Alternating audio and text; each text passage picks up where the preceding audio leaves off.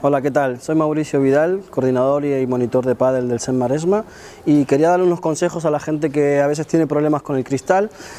En realidad es bastante simple, pero es cuestión de ajustar pequeños pasos. Entonces lo que le quiero mostrar es más o menos cómo desplazarse de adelante hacia atrás y dejar pasar la bola.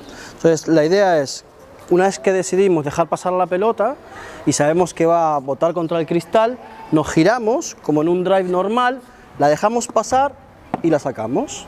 Si vemos que la pelota se va a quedar muy pegada al cristal, nos acercamos un poco más hasta que la pelota nos quede aquí adelante.